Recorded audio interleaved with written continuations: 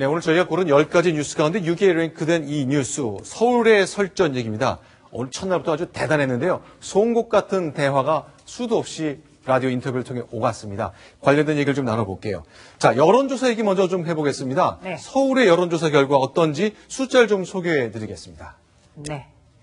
세월호 침몰 사고가 있었던 전과 후가 굉장히 달라졌습니다. 네. 예상대로죠. 예. 바로 이제 이 그래프는 JTBC의 여론조사 결과인데요. 새정치연합의 박원순 시장 45.9%, 새누리당 정몽준 후보 30.5%, 두 사람의 격차가 15.4%포인트인데요. 바로 한 달 전, 그러니까 세월호 침몰 사고 전에는요. 불과 두 사람의 격차가 5.1%포인트밖에 나지 않았습니다. 그러니까 그 지난달 조사와 비교해서 3배 가까이 격차가 벌어진 겁니다.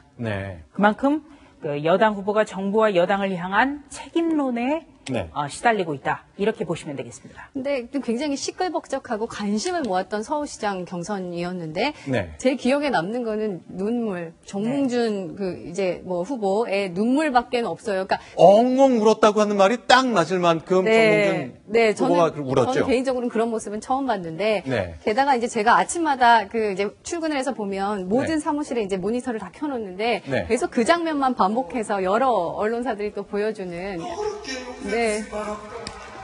저렇게 굉장히 감정이 순간적으로 격앙돼서 막내 아들의 그 미개한 국민 그 글에 사과하면서 이제 저런 눈물을 보였었는데 뒤늦게 이제 정몽준 후보가 공식 석상에서 그런 모습을 보여서 죄송하다. 제 어렸을 때 별명이 물보였다. 뭐 이런 얘기도 했습니다. 오늘 아침에 이제 많은 분들이 바로 저 장면이 가장 인상적이더라. 이렇게 얘기가 나왔는데요. 거기에 대해서 정몽준 의원이 직접 설명을 했습니다. 공식 석상에서 그런 모습 보여서 죄송하다. 그런데 제 어렸을 때 별명은 울보였고 또 실수한 우리 아이 그런 일 여기에 대해서 많은 국민들에게 심려를 끼쳤기 때문에 감정이 복받쳤다. 이렇게 설명을 했습니다. 자, 그럼 오늘 박원순, 정몽준, 박원순 두 후보가 아주 뜨겁게 공방을 벌였습니다. 관련된 라디오 인터뷰 영상 소리를 하나씩 들어보면서 점검을 좀 해봤으면 좋겠는데요. 자, 박원순 시장이 도대체 시정보다는 자기 홍보에 얼마나 관심이 많았느냐류의 논쟁이 좀 있었습니다. 맞다 아니다 다툼이 있었습니다. 이런 내용이었습니다. 근데 그분은 지난 3년간 무슨 언론 담당 비서관이 뭐 50명, 60명인가 뭐 100명이나 된대요. 그래서 제가 올 때 언론 들으면 이분은 시정도 했지만 뭐 선거 준비를 열심히 하신 분 아닌가 이런 생각을 제가 했고요. 담당이 50명이라니 저는 처음 듣는 얘기인데요. 네, 저도 잘 모르는 얘기인데 어떻게 그걸 아시죠? 우리 대변인 씨를 말씀하시는가 본데요. 서울시. 아니 거기는 뭐 옛날부터 있었던 분들이시죠. 뭐 해외 외신 담당, 뭐 이 국내 언론 담당, 또 뭐 여러 가지. 그게 저는 왜 그 공무원들은 다 선거 중립을 지키셔야 되고 일반적으로 서울시에 관련된 일을 하는데 그게 제 개인하고 어떤 그런 일을 할 수 없는데 무슨 말씀을 하셨는지 저는 이해가 잘 안. 본선 후보가 바로 어제 오후에 결정이 났는데요. 오늘 벌써 새누리당의 정몽준 후보가 포문을 열었습니다. 정말 선거 전 초반부터 난타전이 예상이 됩니다. 박원순 시장 쪽의 언론 담당 비서관이 100명이나 된다. 이런 게 그 주장의 요지인데요. 여기에 대해서 박원순 서울시장 측은 말도 안 된다. 적절한 조치가 없을 경우에 부득불 법적 대응을 할 수밖에 없다. 이렇게 예고를 했습니다. 자, 일단 잽을 좀 교환한 것 같은데 이거는 팩트의 사실이냐 아니냐의 문제거든요. 평가의 문제가 아니기 때문에 자, 정몽준 후보께서는 왜 50명, 100명이나 된다고 판단했는지 아마 조만간 근거를 제시하겠죠. 그걸 놓고 논란은 이어질 것 같습니다. 그런데 이제 선거전이 이제 본격적으로 시작하게 됐는데요. 네거티브 선거, 상대를 비방하는 일을 하지 말자는 제안을 박원순 시장이 어제 내놨죠. 이것을 두고도 양측이 오늘 입씨름을 벌였습니다. 인물 검증, 정책 검증은 반드시 필요한 일입니다.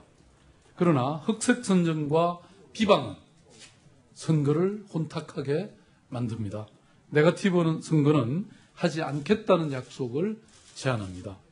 중요한 거는 뭐 흑색 선전 하지 말자 그러잖아요.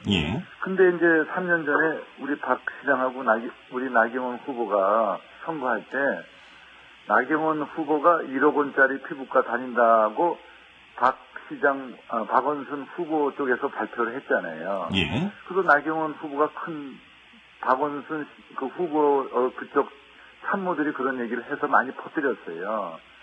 그래서 나경원 후보가 큰 타격 받았는데 한마디로 하면 네거티브를 하신 거죠. 그쪽 후보 측에서.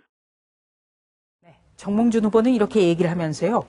흑색 선전을 안 하겠다고 하면서 하는 것, 이것이 더 큰 문제다. 이렇게까지 비판을 했습니다.